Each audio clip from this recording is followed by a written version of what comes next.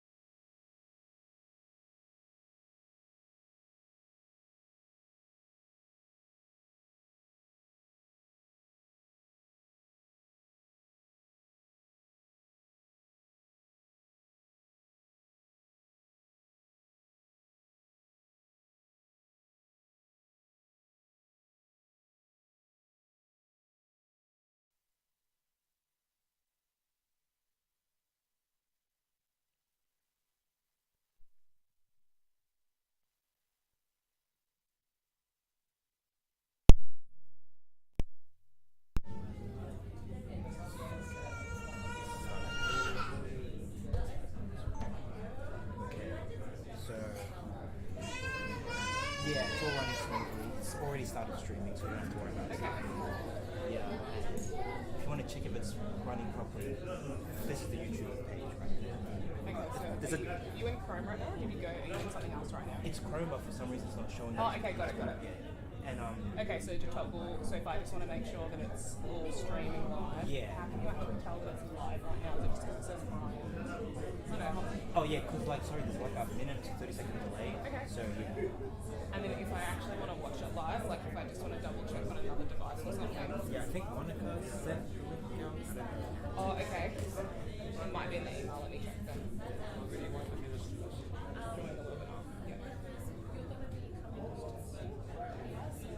Oh yeah, the Zoom.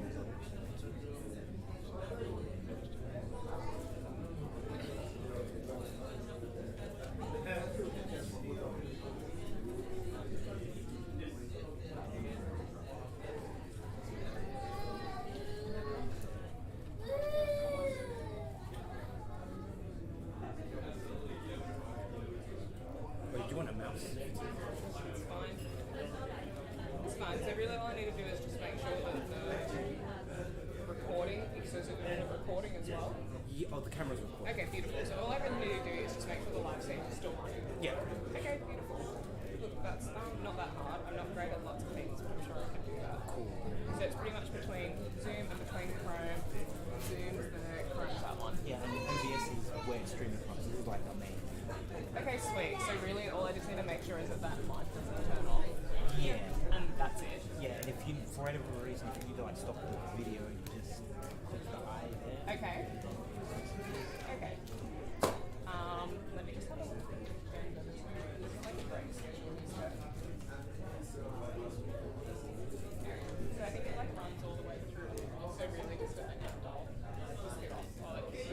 If I do that and I stop it, will it stop on the other ones as well? Like Zoom? Yeah, it'll stop Okay. doing it. But that to turn off the audio, just Okay.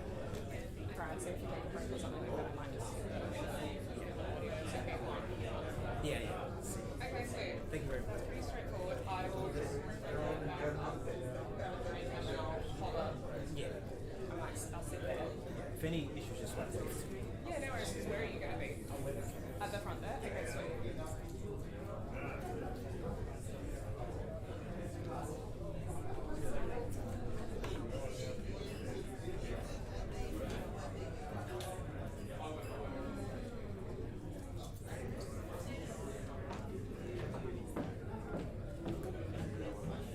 For those who are part of the procession, if you could just make your way out to the back of the room. For everyone else, please fill up the seats in the front. If you are sitting behind Dr. Francis there with the hat, I'm going to ask you to move forward just at least a few rows. The gentleman in the blue suit and the white shirt, if you can move forward with your friend, that would be great, just so that we can fill up the seats in the front as much as possible and people don't have to strain as well.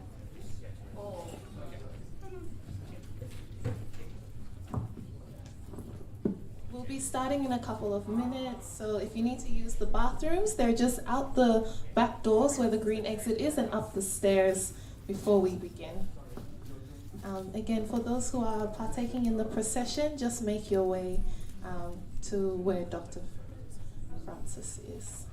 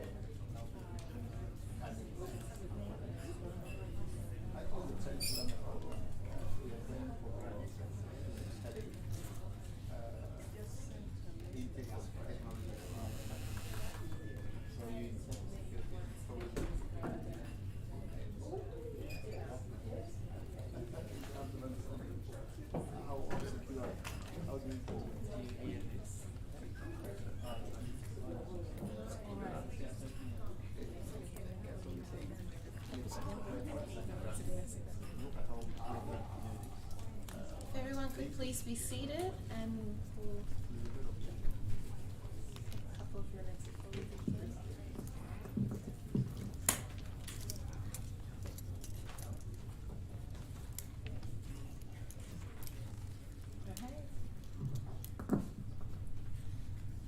Good afternoon, everybody. Thank you so much for making the time to be here. Is everyone that needs to be seated sorry, before I continue?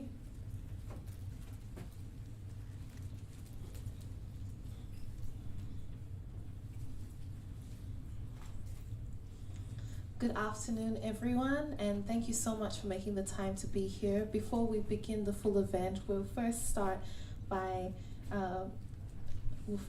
with the funeral procession. So I'd just like to ask everybody to stand up and invite those at the back of the room who are ready to partake in the procession when you're ready.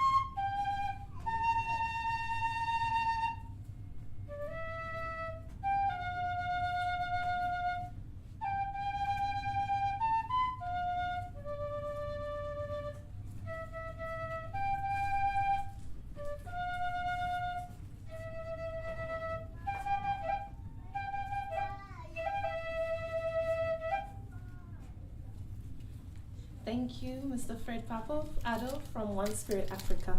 Please be seated and we'll continue. Good afternoon, everybody. My name is Sherry Rose and I'll be your Master of Ceremonies for this afternoon. I'd like to welcome you all to the inaugural to the inaugural lecture of Dr. Apollo Nsuba Chiobe. This is the inaugural memorial lecture. We are here at La Trobe University. Dr. Apollo loved this university very much, and so even though it's been a bit of a hassle for some of you to get here, I'm so grateful that each and every single one of you made the time. I'd like to begin by acknowledging the traditional owners of the land on which we are meeting, the lands of the Wurundjeri people of the Kulin Nation, and I'd like to pay my respect to their elders, past and present, and all Aboriginal elders and anyone here who is of Aboriginal descent who might be joining us today, virtually or in person. I'd also like to take a moment to acknowledge our distinguished guest.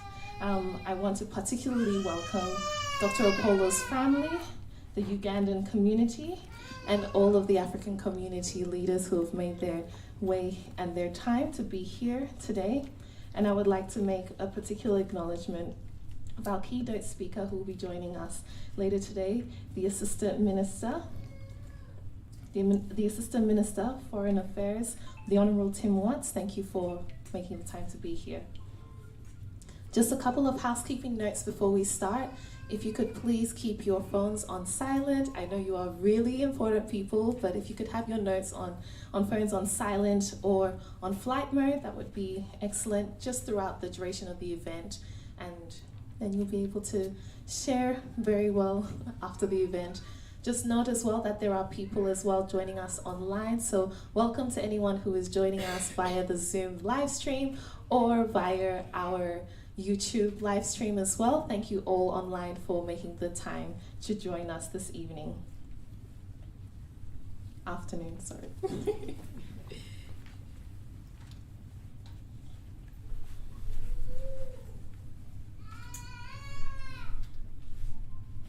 This lecture not only celebrates our community, but it specifically celebrates Dr. Apollo Nsubuga Chiobe.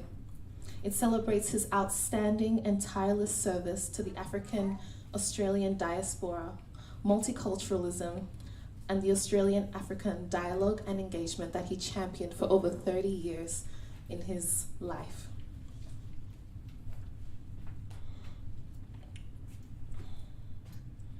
Today we celebrate the life of someone who was beloved not only to his family, but to the broader community and who contributed so much.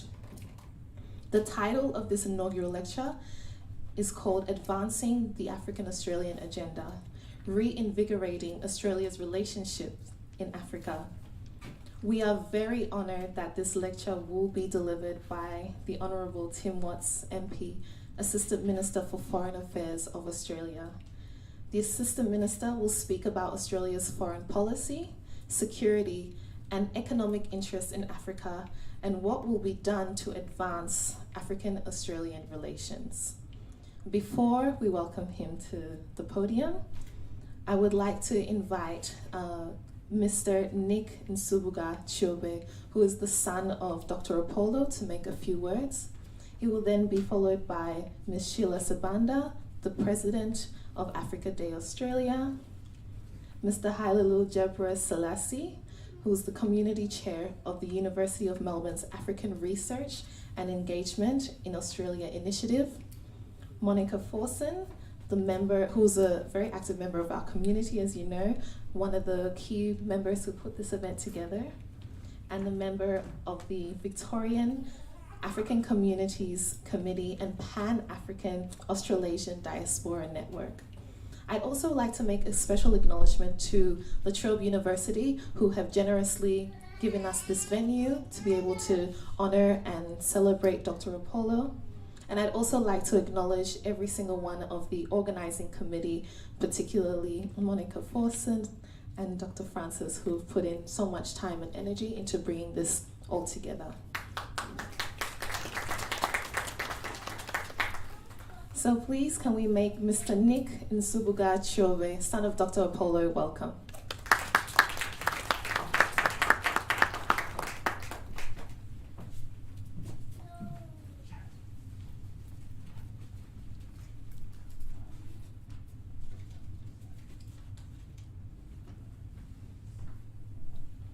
Thank you to everybody, and Thanks for being here. I want to start by acknowledging the traditional owners of the land which we meet and pay my respects to their elders present and emerging. On behalf of our immediate family, Mama Justine, Mama Florence, and Prosy, Ronnie, Ruth, Maria, and our partners, Andrew, Shakira, Angel, and I, Nicholas, and the grandchildren of Dad, Micah, Elise, Jay, Idris, Hannah, Alexis, and Ainsley. We all thank you very much to come to remember our father, Dr. Apollo.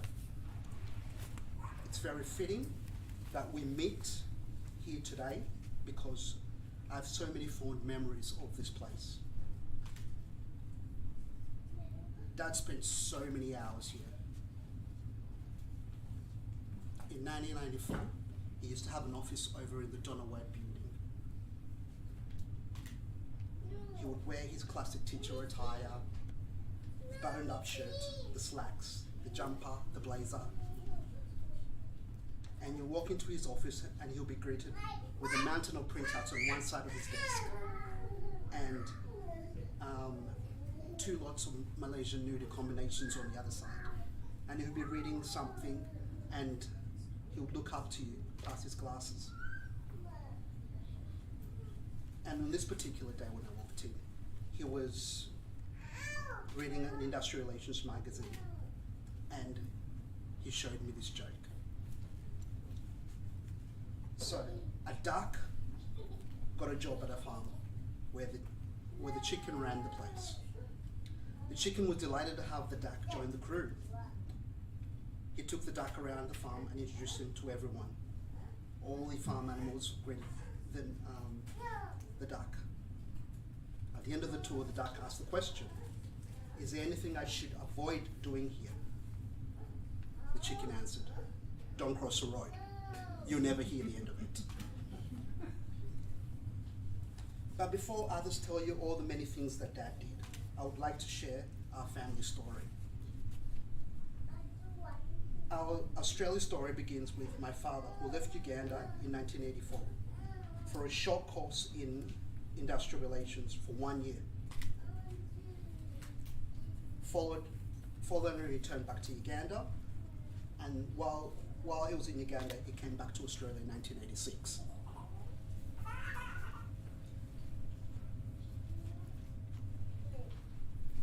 At that time, he worked for the cooperative union.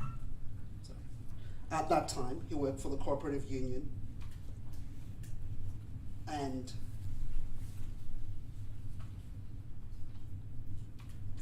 which had lots of influence on the transport union.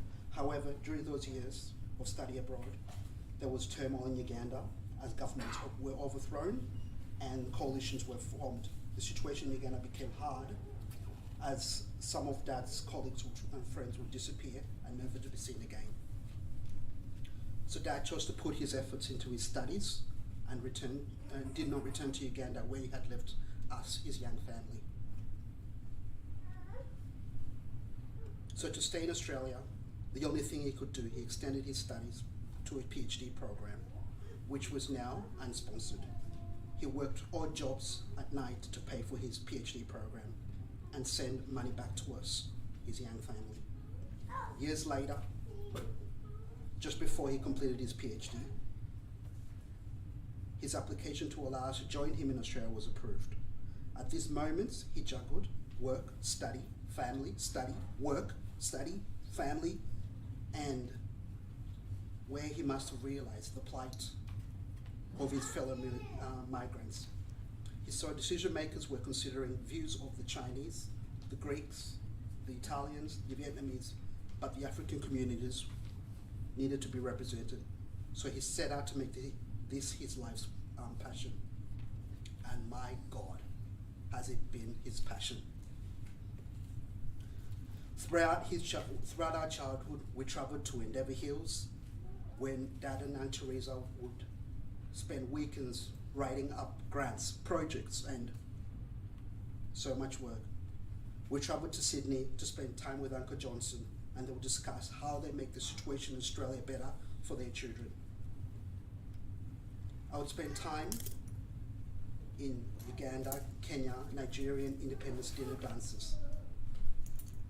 Spent weekends in African youth lessons in Richmond, or music lessons in Richmond. Go to Shepparton for long country drives as a captive audience, listening to Dad's lectures and views on life. Throughout this time, we didn't know he was building a network. A community we share, even though he has left us. This community is great. It's the greatest gift, that the fondest memory of Dad. He lived the Bantu philosophy, bringing people together in the spirit of I am because we are. Far too often, people think of themselves just as individuals, separated from one another, whereas you and I are connected. And what I do affects you.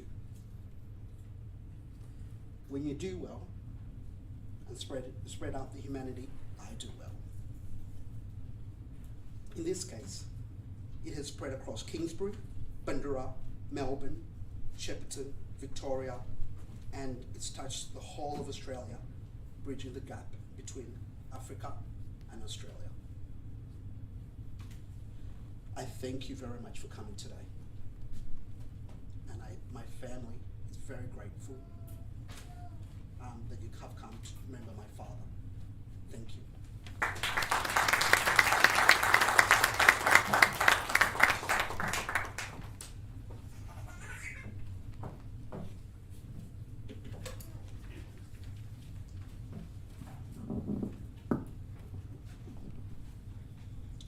Thank you so much, Nick. I think his words were really poignant about the legacy that your father's carried, that is, we truly are better together when we support each other, when we work for and to uplift and encourage and grow one another. I think that's a well-known legacy of his work in our community and in the broader community. So just want to say thank you for actually partaking and allowing our community to partake in honoring your father's legacy as well. I'd now like to invite Sheila Sabanda, President of Africa Day Australia. Thank you.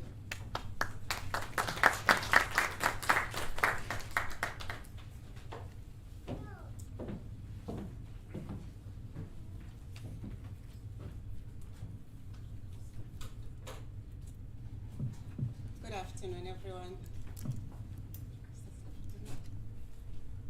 Sorry, some people wear their glasses to see. I take mine off in order to see. Thank you, Sherry Rose.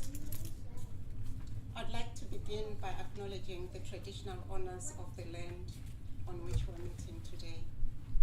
I honor and pay my respects to elders, past, present, and emerging, and to any elders who might be here with us today. I would also like to acknowledge the aforementioned dignitaries present here with us. Dr. Apollo's family, African Australian community leaders, and all the guests that are here present. The late Dr. Apollo dedicated his life in Australia to advancing the settlement outcomes of African Australians. His academic, professional, personal, and social lives all converged in serving the interests of his African Australian brothers, sisters, and wider migrant communities. From the Center for Dialogue here at La Trobe Uni, where he did his research, to Shepparton, where he was involved with migrant communities. Dr. Apollo was a tireless and selfless advocate for African Australians. As early as the 1990s, Dr. Apollo was already contributing to policy initiatives that advance the African-Australian agenda. With the formation of Africa Day Australia in 2012, whose purpose is to provide a platform that drives the unity for purpose and facilitate the celebration of African Australian successes, their diverse cultures and values, and empowering communities towards resilience and self-sufficient. Dr. Apollo and ADA committee identified an opportunity to engage not only African Australians, but the wider mainstream society on mutually beneficial interactions and businesses here and in Africa.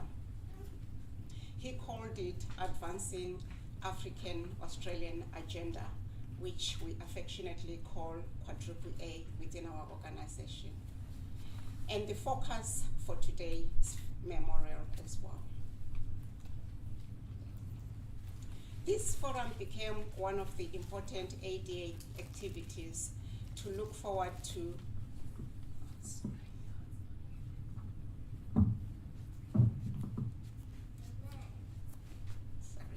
This forum became one of the important ADA activities to look forward to annually during the Africa Month of May, with such luminaries as the former Prime Minister Kevin Rudd giving the inaugural speech here at La Trobe, former Zimbabwean Ambassador Jacqueline Zwambila, Professor Lindsay Flavie, and Craig Foster, among the very many keynote speakers over the years.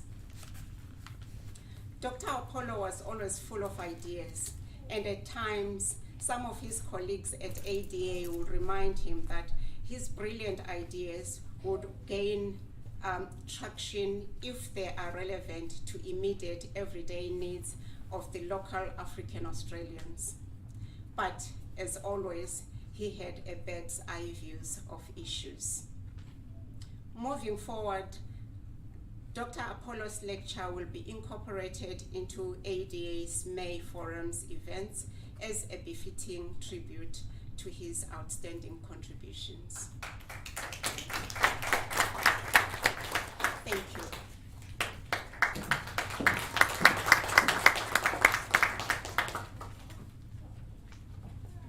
Thank you, Ms. Sheila Sabanda, OAM, President of the Africa Day Australia. Now, before we continue, I have some very key people to acknowledge that I forgot to acknowledge earlier on. First, I would just like to take a moment to acknowledge the Honourable Ted Baillieu, former Premier of Victoria. Please make him welcome. Thank you for being here. I'd also like to acknowledge Ms. Vivian Nguyen, Chair of the Victorian Multicultural Commission. And Bui Tai, who is the Deputy Chair of the Victorian Multicultural Commission. Thank you all for being here as well.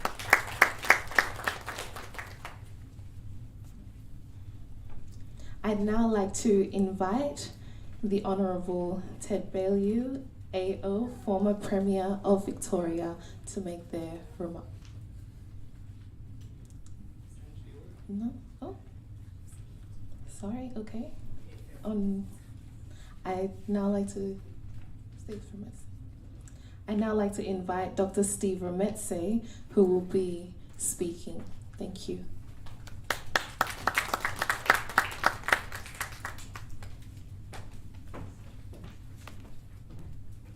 Good afternoon, everyone. I'm here to read the speech on behalf of Rashidi Sumaili, who's not here, unfortunately couldn't make it today. So you please bear with me as I read the speech. Speech from Rashidi Sumaili. My name is Rashidi Sumaili, and I'm the project manager for Future Voices and the Shepparton Nelson Mandela Learning Center project. I have worked closely with Dr. Apollo over several years to empower African Victorian young people since I arrived in Shepparton in 2005. First, I would like to take this opportunity to acknowledge the traditional owners of the country throughout Australia and pay my respect to them, their culture, their elders, past and present. I also acknowledge Assistant Minister for Foreign Affairs, Tim Watts, former Premier, Honorable Ted Beru, Dr. Apollo Memorial Lecture Committee, members of La Trobe University, brothers and sisters, leaders who are in the room. To the Chobe family and brothers from Uganda community, thank for sharing Dr. Apollo with us. His struggle was our struggle. Your dignity and your hope is found expression in Dr. Apollo's life. There's a word in South Africa, Ubuntu, that defines the greatest of humanity virtues. It reminds us that we are all bound together in ways that is invisible to our eyes. Dr. Apollo has been my father, mentor, and a best friend. He was a tireless advocate for the African communities in regional Victoria. Over several years, Dr. Apollo has sought to build the capacity of African Australians in the Goulburn Valley through his research and voluntary roles. His legacy in the region is felt through the creation of the Future Voices charity in Shepparton to directly work with young people from migrant, indigenous, and low socioeconomic backgrounds to close unemployment gaps and improve social cohesion. A critical project was the Youth Leadership Program launched at La Trobe University in 2016 to coincide with the birth of South Africa's leader Nelson Mandela.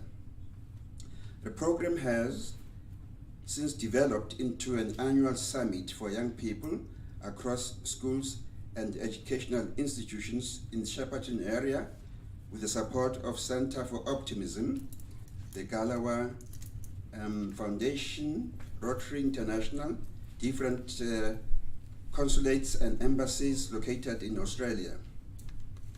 For more than 7 years, Future Voices, Nelson Mandela Learning Centre, Australia in Shepparton, has been working with different levels of government, business, and community sectors to create bright and dynamic education for our regional young people.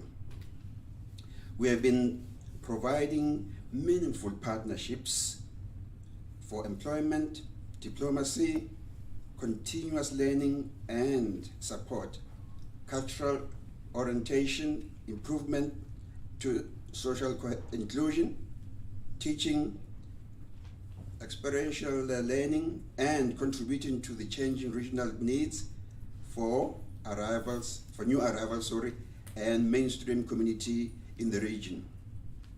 Our projects include leadership development, mentoring, research, institutional collaboration, entrepreneurship, and global affiliations.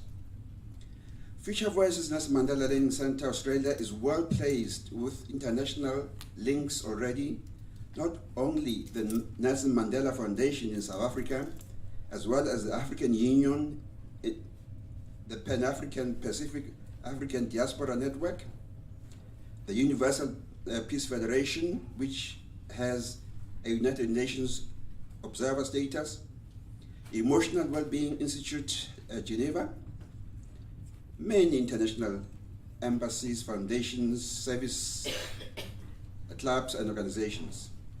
Lions International, the biggest service club in the world, has pledged support for us, and we are most grateful to that. In 2022, we partnered with United Nations Institute for Training and Research, UNITRA, having its headquarters in Geneva, Switzerland, represented by Mr. Nikhil Sith, Assistant Secretary General of the United Nations, we have identified thematic areas to explore for collaboration and partnership, which can reasonably and expectedly to be realized in the framework of a memorandum of understanding. They will be considered and complemented at any time when opportunities arise. They include, inter alia, the following: 1, youth empowerment, quality education, promoting intercultural dialogue. Dr. Apollo is highly respected as a leader in African Australian community for his empathetic, sincere, hardworking, and trustworthy nature. Dr. Apollo not only offers a repertoire of advocacy skills and professional experience in the social orientation and settlement field, but also has been a strong desire to proactively to be an agent of change for supporting the needs of growing aging population within the African Australian community.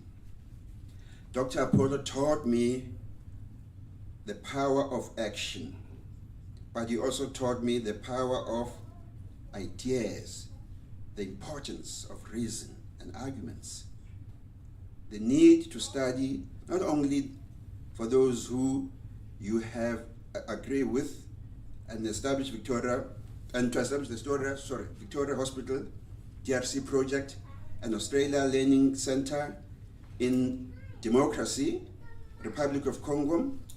It aims to advance Australia's presence, foreign and trade policies, interest in the Center of Africa, in building awareness and providing planning events and programs to create opportunity to enhance strategic engagement and partnership between Australia and the DRC. We will miss him deeply. May God bless the memory of Dr. Apollo. May God bless the Chobe family. Thank you.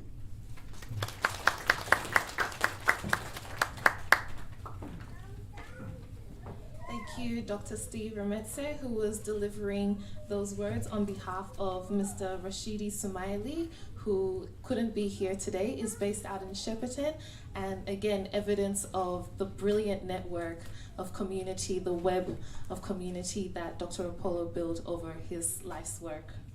Now, I've been made aware of another VIP dignitary that I must acknowledge. Please give me a moment. So I would like to also acknowledge Emiliano Zucchi, Chair of the Ethnic Communities Council of Victoria. Thank you so much for being here as well today.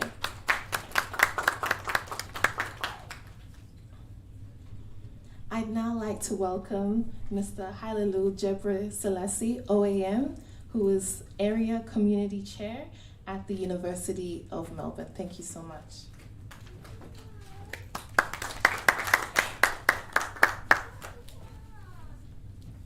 I too acknowledge the traditional owners of the land. I pay my respects past and present. Thank you, Sherry Rose, and also Memorial Lecture Organizing Committee, and most importantly, of course, Dr. Apollo's family and the Ugandan communities who are currently affected by his departure. And I understand, all the protocol is observed, everyone is acknowledged. Of course, Tim Watson and Ted Value, close friend of Africans, and I would like to acknowledge your presence too. Having said this, I have known Dr.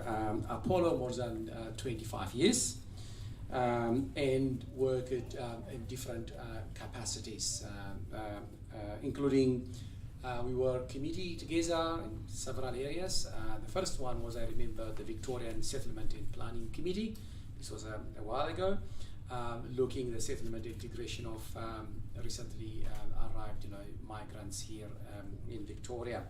Later on, we joined board member of the Ethnic Community Council of Victoria, and we used to together chair the new and emerging communities for a number of years, and then moved to, he became then the deputy chair of the African think tank, and I was chairing for more than 10 years with Apollo. And we also been together as committee member of the Victorian Government African Action Plans Implementation Committee, and also the African Leadership Development Program, most recently at the African Aging Inclusion Project, which he developed and implemented successfully. I'm sure that project will be launched very soon.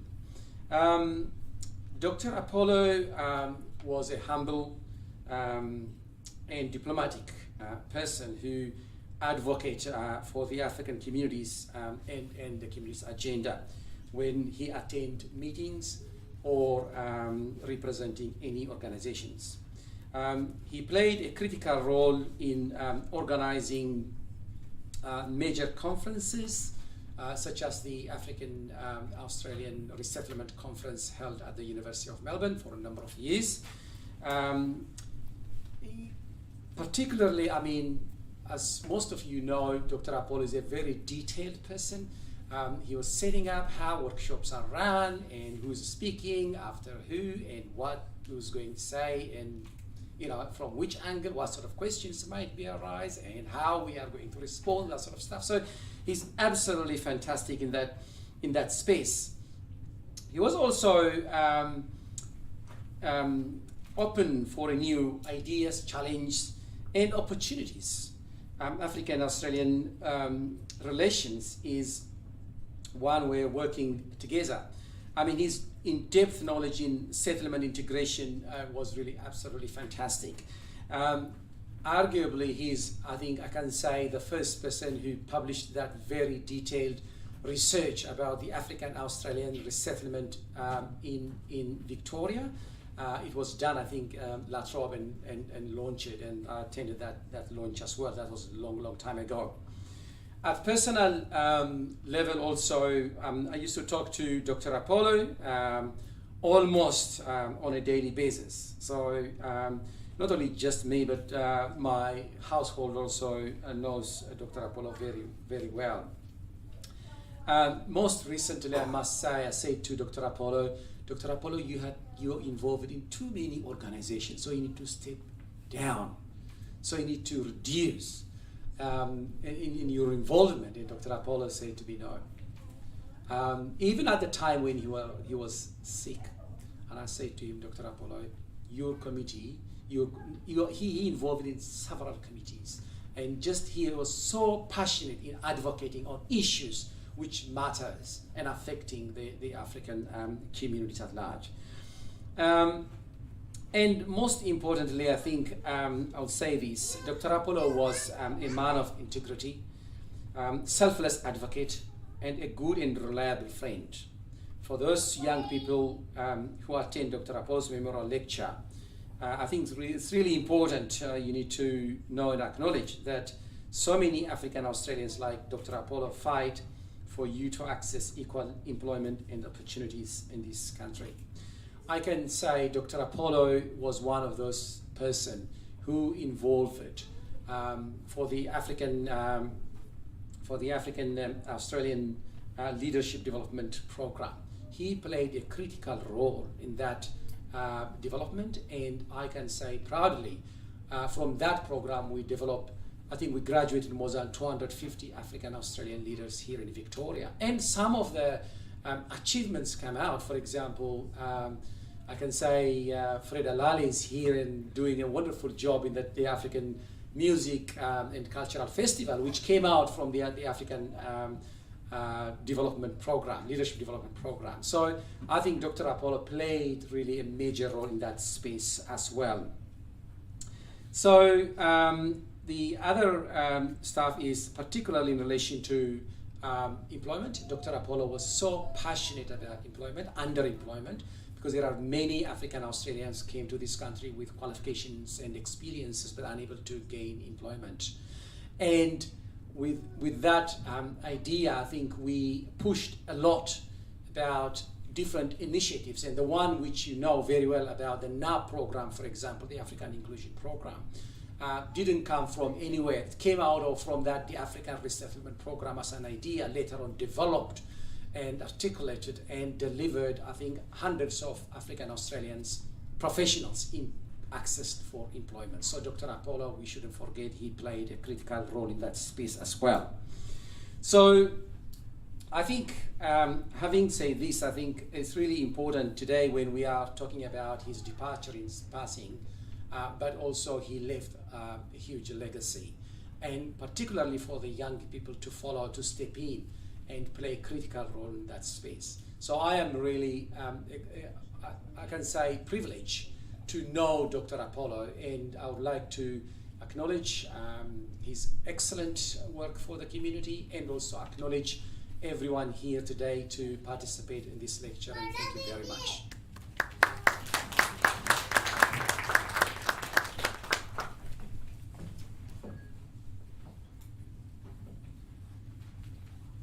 Thank you so much, Mr. Halalu Gebrselassie, and I think you did an excellent job of just highlighting the really practical impacts of Dr. Apollo's work. Sometimes when we think about academics, we hear about a lot of research and a lot of work that's done in the background, but we don't always know of the real practical implications that it's had. And I think in acknowledging his legacy, we should really be aware of the fact that we're talking about someone whose work has tangibly led to the employment, the improvement of the overall experience of African Australians here in Australia. So thank you so much for sharing that. Right. I'd now like to move forward and invite Miss Monica Forson, who is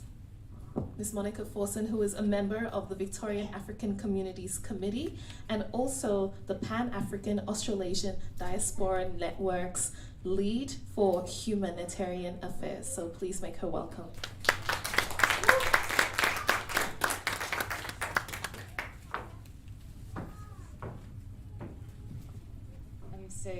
Hi, should I bring it up higher? Probably being told, I guess.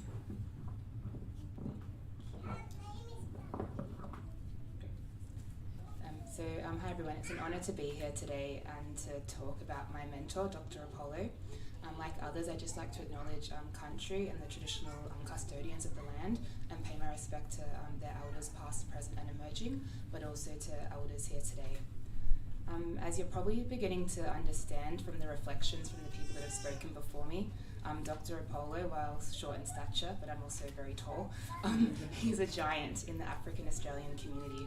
He worked tirelessly for decades to uplift and mobilise the African Australian community, but also the broader multicultural community.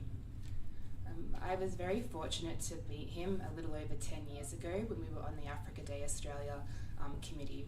I was younger, passionate, and as a passionate student who was extremely green in the community development and community organising space. At the time, I was in the process of establishing a student organisation, and I remember enthusiastically telling him about my big plans for creating a platform to amplify the voice of young people. He listened to my pitch very politely and smiled, and he said, "I love your passion, Monica, but remember you need to have patience and persistence. That'll be crucial. And these things don't happen straight away." At the time, I was like, what does this man know? I can do it, whatever. But rather than make fun of me for dreaming big or acting as a gatekeeper to opportunities or knowledge, he instead encouraged me, and from that moment on, an unlikely friendship was formed. Dr. Apollo became an advisor, a community work confidant, and a constant cheerleader who supported every Afro-Australian student organisation event and expanded my thoughts about the impact of grassroots community organising and what leaders can do on a local, national and international level. He understood the importance of empowering youth. This embodied practice was done through demonstrating good leadership skills, listening to diverse perspectives, and actively encouraging youth, particularly young women like myself, to take on leadership roles. Most recently, I had the pleasure of working closely with Dr. Apollo on the Victorian African Australian Action Plan, VACAP, and also as an executive member of the Pan-African Australasian Diaspora Network, or PANDAN. Dr. Apollo was a founding member of Pandan, and he was very, very proud of the work that organisation did to establish connection between the African Australian diaspora and the African continent. And it was the peak body to liaise from a civil society perspective with the African Union. He was extremely passionate about the African diaspora in Australia and took an active interest in activities to progress connection with the motherland, and worked hard to encourage professionals to give back, not to be part of the brain drain from Africa, but rather when you've come here and learned, how do we feed back our knowledge to the continent. We had dreams of creating a exchange program or a mentorship program between Africa and Australia for people of African descent, and I still think that'll happen. It just might take a little bit more time than I expected, which is where Dr. Apollo's wise words of patience is key for me. One of Dr. Apollo's most significant contributions to the African Victorian community was understanding that our community must tap into our supply of intelligent, eager young people who are our future leaders. Like the African continent, our diaspora in Australia is young, and now is the time to prepare our youth for key leadership positions. He actively advocated for more young Australians to be in boardrooms, in key government roles, and in the civil sector of society, as there was a need to have more young people in these positions of power and influence. Dr. Apollo has taught me much, and I'm forever grateful for his mentorship. Now, as I begin to mentor younger members of the African Victorian community, I often think back to his encouragement and support, and I try to impart the many lessons he taught me. I know I'm a better leader because of his guidance. Our connection is a testament to the importance of intergenerational exchange and combining the wisdom of our older leaders with the fresh thinking and energy of our young people. Dr. Apollo, you are greatly missed. Thank you.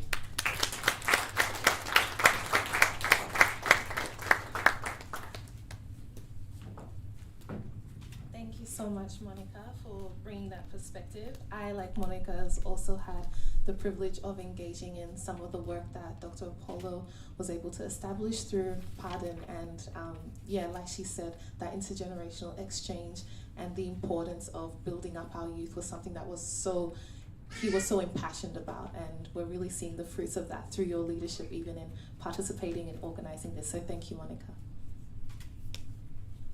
I'd now like to invite the Honourable Ted Baillieu, AM, former Premier of Victoria. Thank you so much.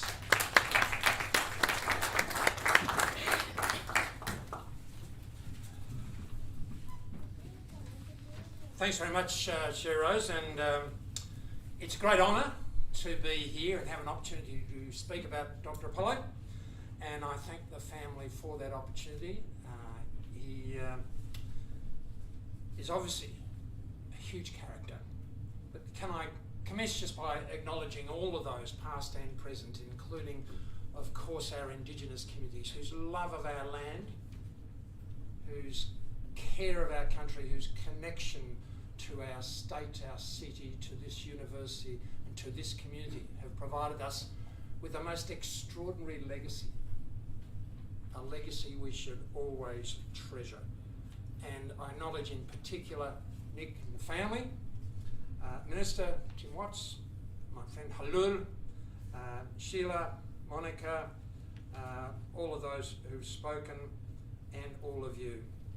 I was trying to remember when I first met Dr. Apollo. I think it was with Halul. It would be maybe 14, 15 years ago, I think. And it might have been prior to the establishment of the African think tank, or the African Leadership Program, which we funded, and certainly through the Future Voices campaign, and then Shepparton in so many different locations. And I remember a particular occasion when I put my arm around his shoulder, he put his arm around me, and we declared we were twins.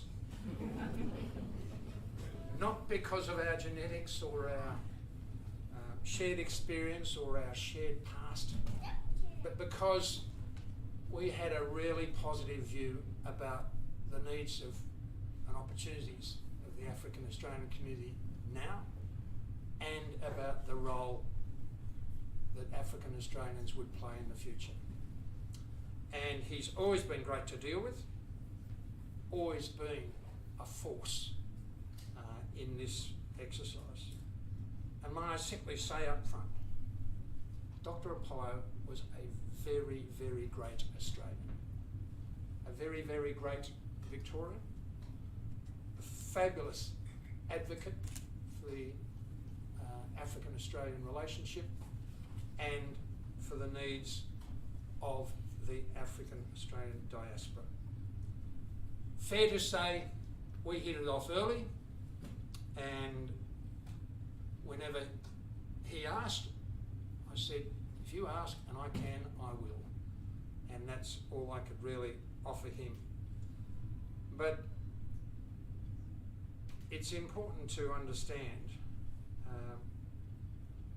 this relationship that we have between Australia and Africa is going to grow in ways that probably most Australians haven't yet grasped.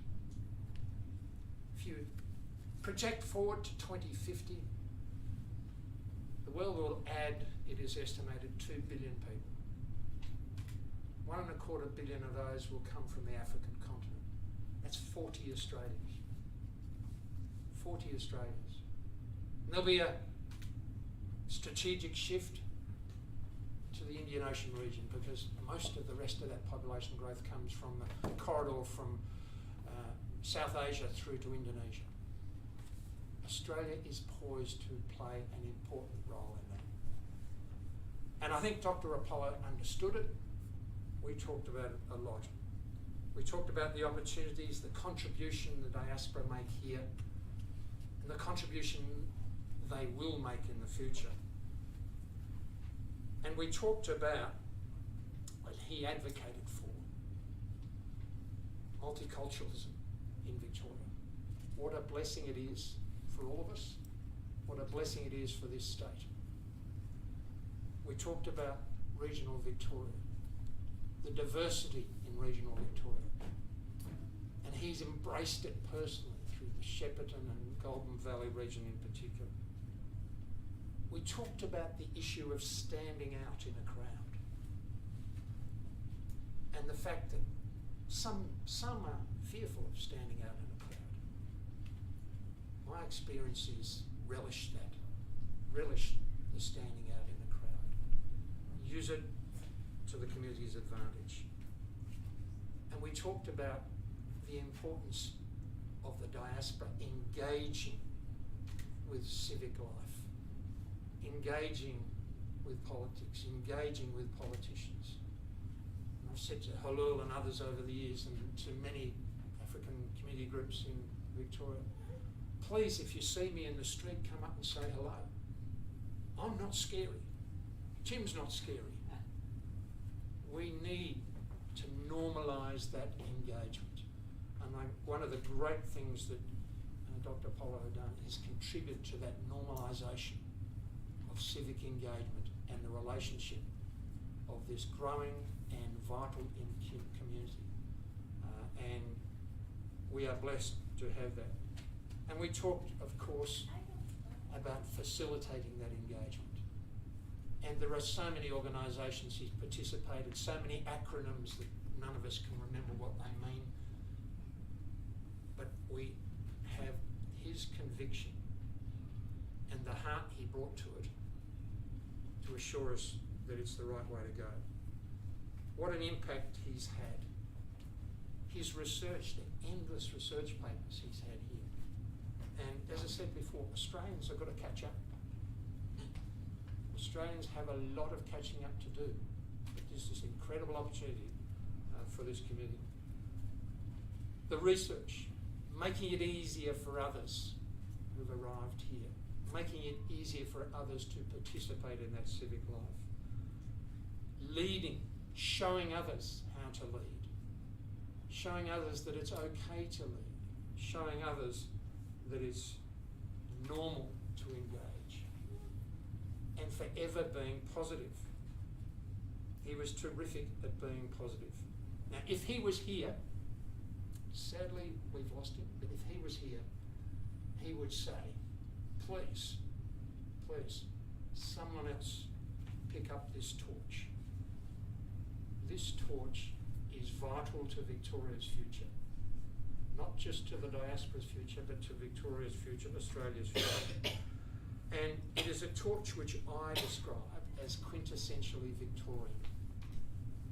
And forgive me, Tim, I think it separates us from other parts of Australia in many ways.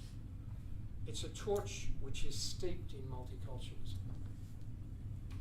And I think it's also steeped in the courage of the migrant, the ambition of the migrant, and in our multicultural migrant settlement that took place after the gold rush, and of course with our Indigenous communities as well. Courage, ambition, an eye for the future, high standards, positive outlook, engagement, and those two abiding qualities that Victorians sometimes forget about a multiculturalism. Our multicultural communities come from all over the world, not from just Europe, South America, China, from India, from Africa, from Europe. But also, as we were hearing just before, that migration was invariably of very young people. And it's the young and young at heart who will see best that future. And the more we can encourage them to be involved and engage, the better. And if we do that in Dr. Apollo's name, and do that well into the future, I am very, very confident about the role the diaspora will play here and about our collective future. And if we contemplate this lecture, I think, Timmy, you're doing the first Dr. Apollo Memorial Lecture. In 5 years' time, how will we be looking back at this? In 10 years' time? And in 2050, how will we be looking back at this lecture?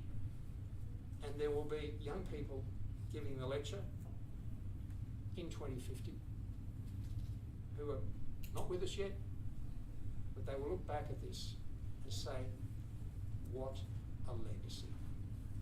And I think it's an outstanding future.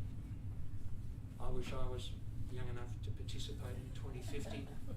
I won't be, Tim will be, I'm sure. Thanks very much. Thank you again to the family.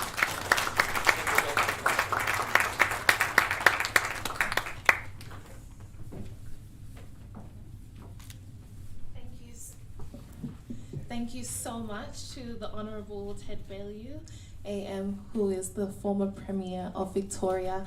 I think it shouldn't be understated that we're participating in something that isn't only historical and legacy building, but we are also participating in building that web that is the partnership, the ongoing partnership and relationship that you as well have been a pioneer of participating in that. You could have when you were approached by our African communities, Dr. Apollo, to begin on this journey, have look to the side. Perhaps it's not our priority at this moment, or look at other ways, other directions. But I think one of the things that I'd like to, and I think many African and our African community leaders would like to acknowledge you for as well, is your commitment and the continuous commitment that I think you have shown towards the African community and the partnership and the relationship building and the future that you see for a wholly, fully participated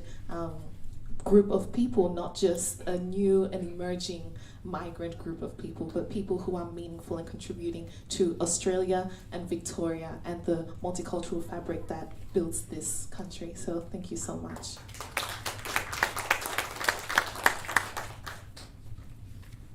Our next speaker was to be the Honourable Josh Bull, who is the chair of the Victorian African Communities Committee. However, unfortunately, he's been unwell and he won't be able to join us. So we just like to acknowledge, though, that he has been doing quite a lot of work intimately with our community and has worked as well intimately with Dr. Apollo in the work that he has been carrying out.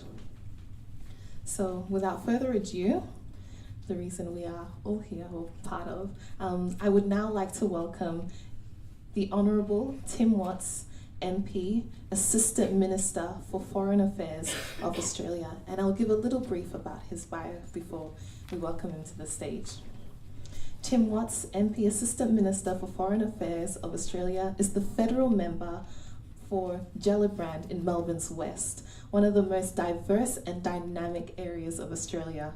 Since being elected, Tim has been an active advocate on issues ranging from family violence, democratic resilience, innovation, cybersecurity, refugee policy, cycling, and Australasia's engagement with Asia. Before entering Parliament, Tim worked in the Australian telecommunications and IT sector for the better part of a decade. Tim is also the author of 2 books, wow, The Golden Country, Australia's Changing Identity, and 2 Futures, Australia at a Critical Moment. I'm going to have to look at those. Along with co-author and fellow MP Claire O'Neill. While Tim's ancestors arrived in Australia in the 1840s, his wife arrived in Australia from Hong Kong in the 1980s. In this way, Tim's children are at once both 2nd and 6th generation Australians. As a result, Tim is passionate about telling the story of how Australia's national identity has changed over time and grown to become one of the most diverse and successful multicultural nations in the world.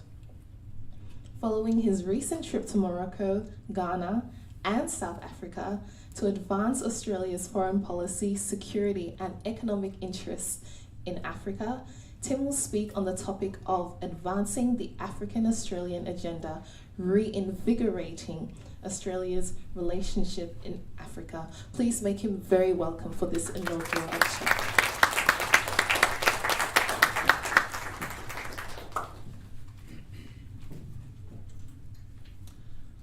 Well, thank you, and thank you for everyone for being here today. Let me begin by acknowledging the traditional owners, the land on which we meet, the Wurundjeri people of the Kulin Nation, and pay my respects to their elders past and present, and acknowledge any Indigenous or Torres Strait Islanders who are with us here today.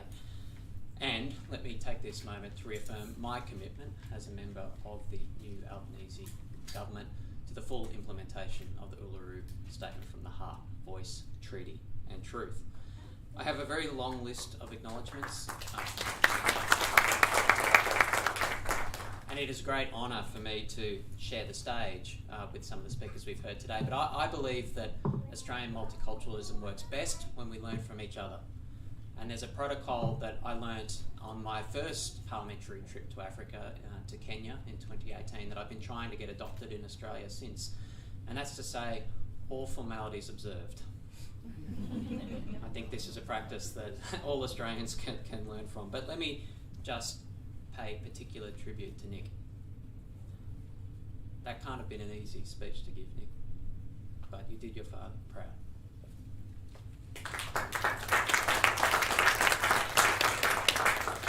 What an Australian story, and what a legacy Dr. Apollo has left for all of us, represented by all of the people in this room.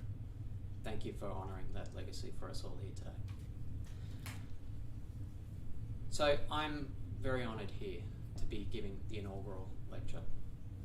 I'd never had the chance to meet Dr. Apollo. I come from out Melbourne's West, but I knew of him by reputation for his prolific academic work, as well as for his tireless advocacy for Victoria's African-Australian community. Those who knew Dr. Apollo described him as a gentle giant, I think ironically. A dreamer, a leader, and someone who loved to bring people together. He brought together Victorians of African heritage, supporting generations of African Australians here in Victoria and throughout the country. And he connected Australia's African diaspora to Africa through bodies like the Pan-African Australasian Diaspora Network. The Australian government, I concede, has not always engaged with African countries as deeply or as knowledgeably as we could have. I have no doubt that Dr. Apollo would have agreed with me in that assessment. But the new Australian government is trying to change that. We live in an uncertain world, one that we can't take for granted. We don't want to watch events just pass us by. We don't want to watch change occur around us. We want to shape and we want to influence that change. And that's why the Albanese government has set out such an ambitious and active foreign policy agenda. The Indo-Pacific region, where Australia is located and where we are a part, is a vital component of our foreign policy. But that doesn't mean that we shouldn't engage with other places in the world too. While Australia isn't a global superpower, we do have global interests. And we're pursuing this new global agenda with new resources and new energy, including through the creation of my role as Assistant Minister for Foreign Affairs. I've been tasked explicitly with expanding our influence and our engagement in Africa and broadly in Latin America. Australia and Africa have a lot in common, not least our shared interest in a world that is peaceful and prosperous. Economically, culturally, and politically, Africa's influence is only growing. As Ted mentioned, by 2050, Africa is projected to represent a quarter of the world's population. And by 2060, 1.1 billion Africans will have entered the middle class. African voices are increasingly resonating through forums like the Commonwealth, the G20, and the UN on issues from the UN Security Council reform to counterterrorism and sustainable development. There are huge opportunities for Australia to work with African countries on these consequential matters. But to do so, we need to engage with African countries meaningfully and respectfully. And we need to show up in person. I've been proud to represent Australia in a ministerial capacity in my visits to Morocco, Ghana, and South Africa late last year. And in each of these countries, I spoke to my ministerial counterparts about how we could work together more closely on the issues that matter to us. In Morocco, I had the privilege of opening our new embassy in Rabat, a symbol of Australia's desire to build a deeper relationship with Morocco, as well as with other countries in Africa. In Ghana, I visited the communities of the Akode Epicenter, and there I saw firsthand how the support of the Australian organisation The Hunger Project has helped community members to create a self-reliant, thriving community. I also visited an Australian-owned clothing brand, Yivu, a terrific example of a socially responsible entrepreneurship and of women's empowerment in the community. And in South Africa, I heard the Australian business community reflect on how we can drive our economic links forward. Australian companies have an estimated $40 billion of investments in Africa, mostly focused on the mining and energy sectors. But there's tremendous potential for new investments in other sectors, which is where the Australia-Africa Chamber of Commerce, headquartered here in Melbourne, wants to promote through a major business summit later this year. During my visit, I also spoke with Ghanaians who had studied in Australia to learn about how they were applying their Australian study and their experiences here back home. Now that youth perspective was particularly important to me. After all, Africa is a youthful continent. 70% of the population of sub-Saharan Africa is under the age of 30, and you feel it the moment you get off the plane. You see the youth, you see the energy, you see opportunity. And what kind of an influence might young Africans have on their country's democracies, on their societies? What economic dividends and technological advances might young Africans unlock? What kind of cultural and political shifts might young Africans lead? This matters to Australia. How can Australia tap into all of this, to this energy, to this change? One clear priority is climate change. Young Africans, like young Australians, are deeply concerned about climate change, more so than any previous generation. They've grown up with the devastating impacts of climate change, fires, floods, extreme temperatures.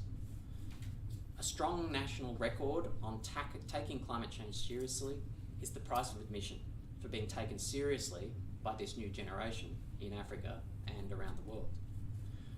We take climate change seriously. We are seeing how climate change is exacerbating global food insecurity and humanitarian crises, particularly in Africa. And it's for that reason that today I'm announcing that the Albanese government will provide an additional $15 million for the Horn of Africa in emergency assistance to respond to the food insecurity crisis affecting the region.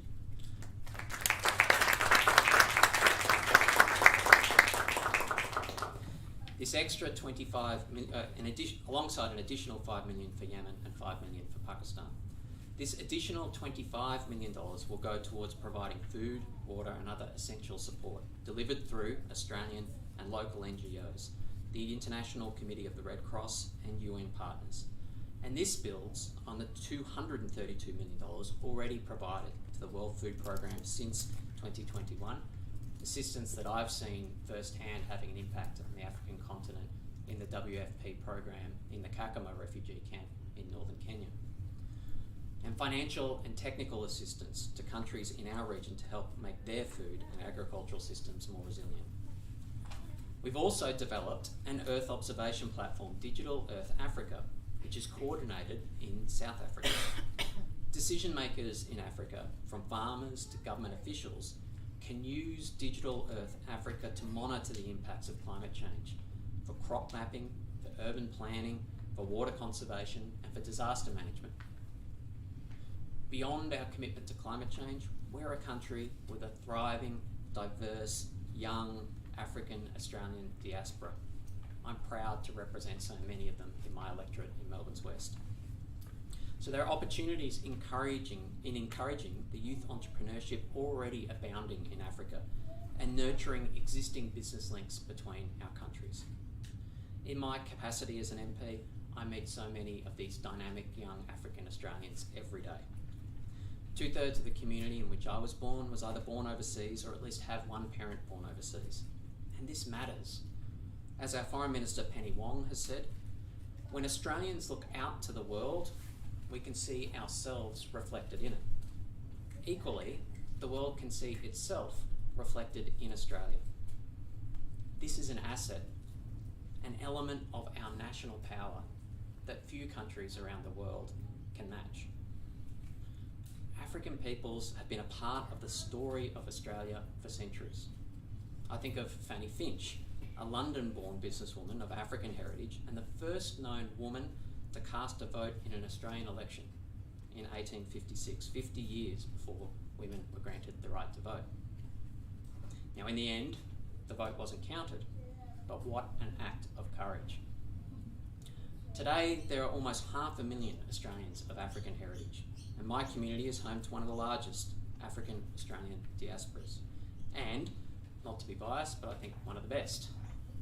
I think of Mohammed Semra and Winter Ayob, two young Aussies from Melbourne's West who joined me on the crew of the Young Endeavour in 2019 as part of a community leadership challenge that I held in that year. I wanted to give them a platform to share their voice, to show the positive leadership effect that they were having in our community.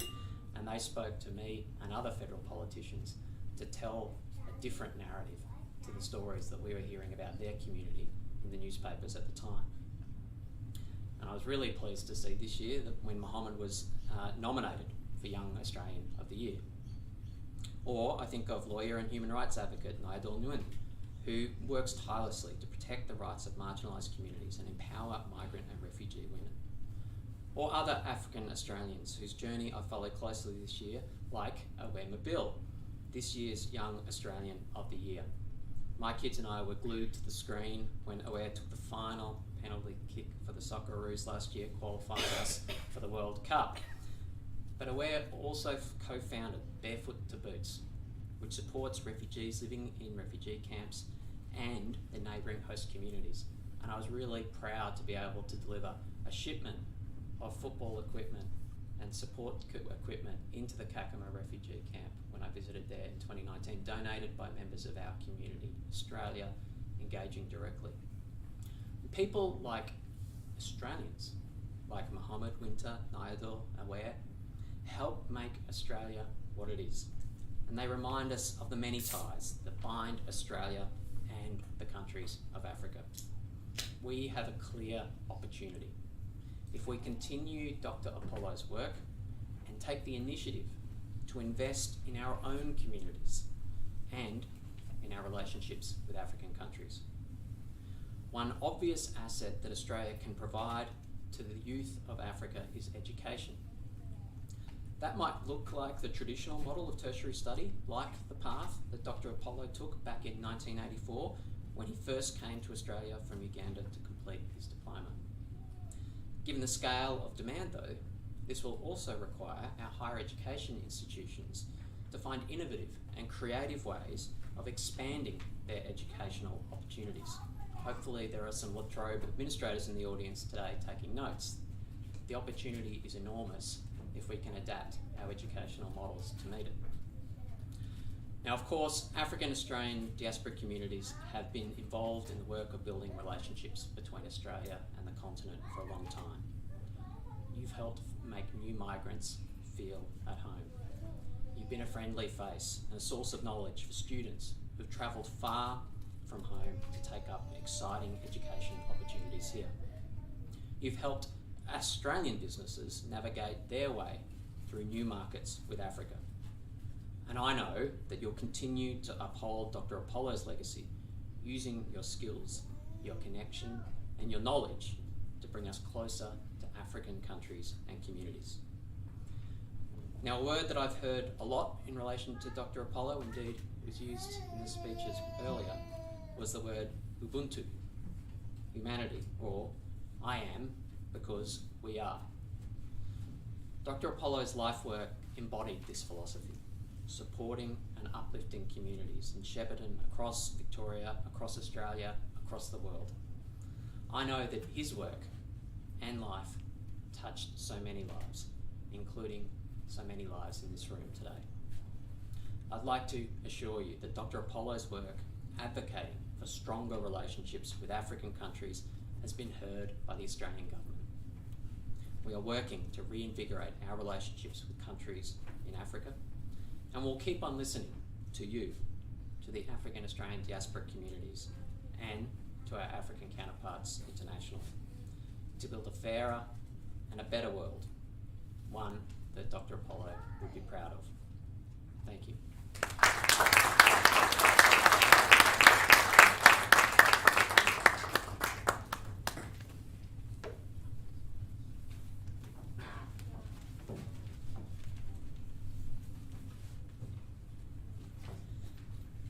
Can we please just once again thank the Honourable Tim Watts for delivering this inaugural lecture.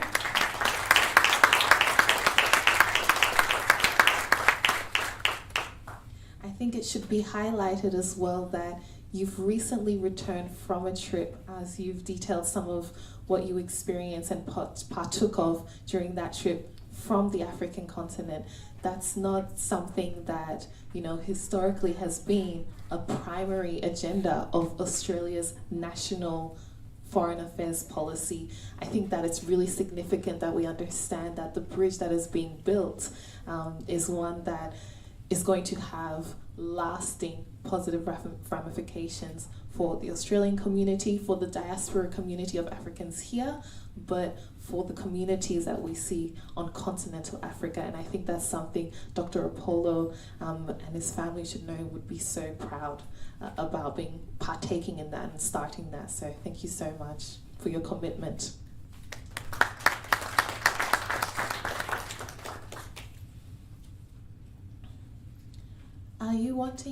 Were we going to take questions or any notes? No, we're not. Okay, no worries. We'll move forward. But I'm sure you've got a little bit of time if you wanted to. Like I said, it's not scary. You can go up and have a chat if you want to. Beautiful. Moving forward, I'd now like to invite to the podium Professor Johnson Abinia, who has been a close friend of Dr. Apollo's for over 35 years. If he is here, if you can please make your way to the podium. Thank you so much. Make him welcome.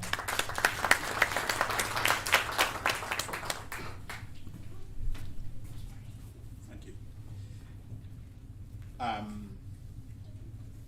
Let me thank Sherry Rose for an excellent leadership and also organization of this function at the moment, and for leading us so far.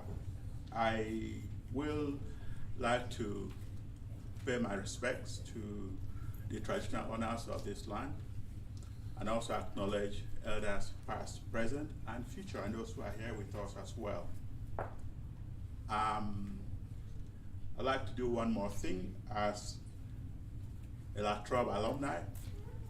I thank you for hosting this event at La Trobe, and hope that in future it will repeat, and also know that La Trobe is home, just as it was home to Apollo as well. It's not easy to give all of you thanks for what you've said to us, but I'll make an attempt to quickly go through what you have given to us to think about on behalf of Apollo's family, friends, and the organizing committee of the 2022 inaugural memorial lecture. Apollo, I know him since 1989, as both students here. On Fridays, we go out there, just this room, this building, making sure we walk, relax, and also meet other Africans and students here. And it is appropriate that this event took place here as well, in the same building. Let me thank Nick for your courage and the ability to stand and go back in history. I know when you were young, when you came and we took you to Bondura Park, and I haven't forgotten that, and how you played football and the rest of the kids in Bondura Park. But thank you, now you're an elder, and therefore your role is cemented in the society. Your dad left you a strong legacy, a hard one to follow, but you are not letting up, and you are doing what exactly Apollo expected you to be doing, whether he's here or not here as well. I would like to also thank Sheila Sibanda. We are grateful that this event will become part of Africa Day. We will support you, and we will also take active part as it goes forward in future as a memorial for Apollo as well. And to my friend Sumaili from Shepparton, we know Shepparton is almost Apollo's second home. He had a room there, he had a flat, and we go there to spend weekends in his room in Shepparton. So it is a second home to him, just like Melbourne is a home to him. And the events in Shepparton, we will support you, particularly the youths who also have taken his dream forward and are working on it as well. Apollo's vision was to make sure that the African youths in Australia and in Melbourne and in Victoria in particular make a living and also succeed in their life. And part of his initiative was to ensure that parents put them to play sports so that they have not only developed attitude, but they develop leadership skills, and they build friends with people around them, and of course keep them off the streets as well. It has worked, and we pray that those of them playing sports will always remember the work Apollo did. If you are, and also those who are studying and having good jobs, he laid a good foundation for us as well. To Ms. Monica Fosson, I'm happy that Apollo sowed a seed in you, and I'm sure that seed will grow and become a bigger tree that will bear fruits to others also in Australia as well. Apollo's job in La Trobe was actually to bring leaders to La Trobe. He brought Ali Musri from Kenya here, and he organized events including having Kevin Rudd on campus in 2014 as well. And there are many more others as well. And I'm actually pleased that in the room too, we have a former Premier of Victoria for your support in funding Padan. We are grateful, and we also look forward to similar support for other African initiatives in Melbourne, in Victoria, and also in Australia. We will not forget that you have helped us to settle down, and also the roles you are playing to build us as Africans in Australia. We will get involved in community affairs, and we'll make sure that your advice is taken fairly seriously to encourage Africans to look into participating into things that build societies. There are a few who have made inroads into politics, and we encourage them to do so. And with your training and support, they will do better as well. We will stand out of the crowd, and as you said, and we are doing so. We've settled, we've built a home. This is our home, but we have a bridge between here and Africa as well, and therefore look forward to that bridge being a crossroad between Australia and Africa as well. We will be positive in encouraging African countries and also Australia to work together as a single friendship, in a friendship that we develop as well. We will normalize civic engagement within the African community as well. We will pick his torch in multiculturalism, and there are members of this group who already are doing so, and we'll encourage them to pick that torch as well. We will develop courage and ambition for the future, and we are doing so in many fields of endeavor as well. Thank you, former Premier for Victoria as well. I'd like also to quickly go through what we heard from the Assistant Foreign Minister, Honorable Tim Watts. We thank you for beginning a strong engagement, not only with the African community, but for the engagement with the indigenous community in Australia as well, and the role the government is playing at the moment. Africans are behind you, and to ensure that they have a voice in Parliament as well. For opening a new embassy in Morocco, we are delighted. In an era where embassies are closed, you are opening more, and we are actually very grateful for that. And for the food security initiative in Ghana, and also businesses in South Africa. A lot of us in this room will engage in similar ventures also. Climate change is quite serious in Africa.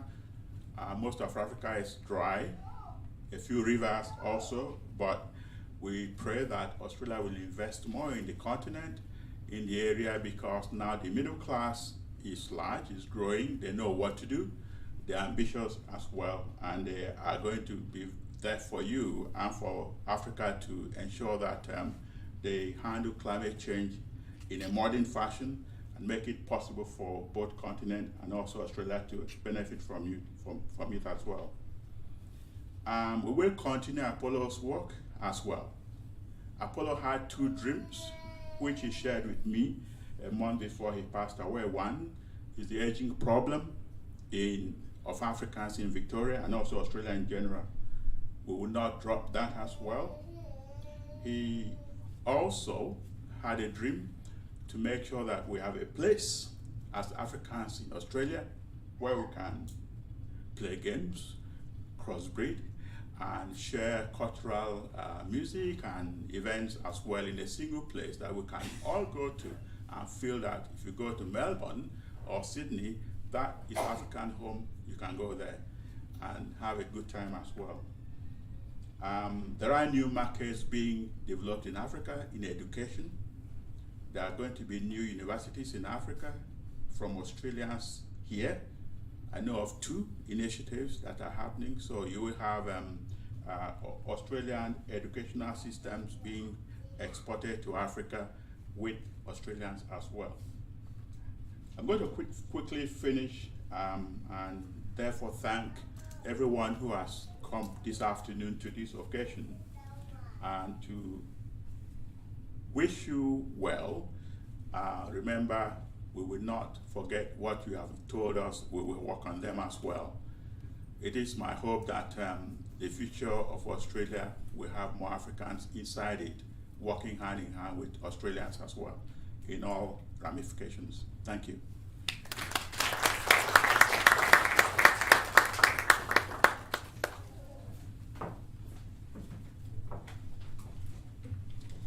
Thank you so much, Professor Johnson, for your vote of thanks. As we close off the event today, I just want to again honor and acknowledge every single one of you who have taken the time to be here today. Acknowledge Nick, acknowledge Dr. Apollo's family for allowing us to participate in holding this event, in starting this journey, and in honoring your father's legacy. Thank you so much.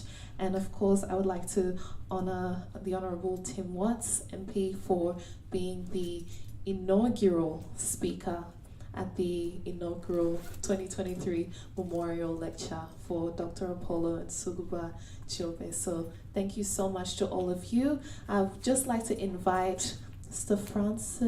Francis Aqua to the front quickly, just so that we can give our speakers some gifts. But as we wrap up, as he's coming to the stage, I just want to say that the bathrooms are upstairs when you come out the doors and down to the right. We want to invite you to stay as well and discuss and get to know each other. For those of you who don't know, Dr. Francis, as well as being a community leader, was part of the organizing committee for this event. So thank you as well for your work along with everyone else. And I'd like to invite the Honorable Tim Watson, the rest of our speakers, the Honorable Ted Baillieu, former Premier, and everyone who spoke today to come and receive their gifts.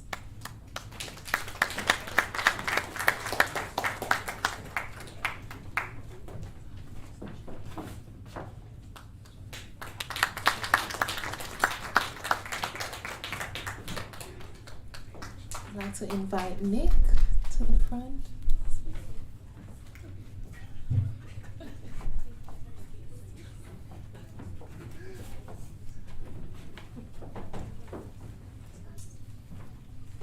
Feel free to get up and eat. We're going to do photos and stuff, the official stuff. So if you're wanting to get up, please feel free. Again, thank you so much. This is the official close.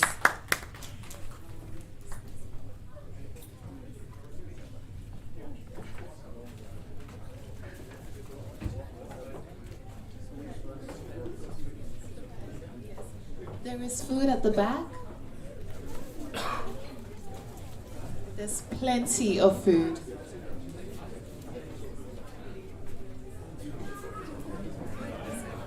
Yeah, let me just end this one.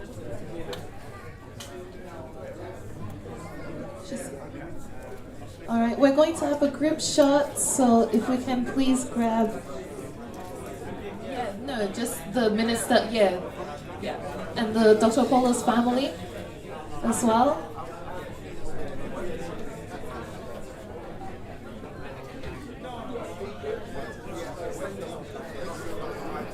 If we can just invite Dr. Apollo's family.